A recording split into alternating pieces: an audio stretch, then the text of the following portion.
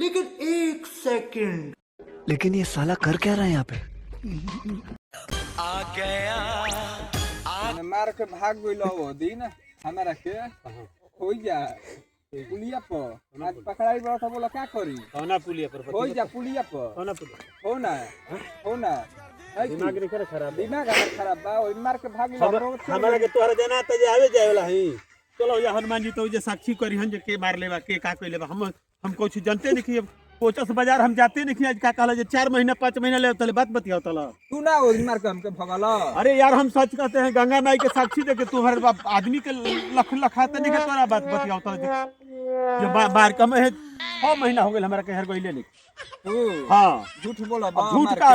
गंगा के साक्षी दे के कहते हैं कि हम कोचस गइले तो 5-6 महीना हो गए पहले तो चार छुका कहत तू अरे यार तू का कहला जैसे बात हम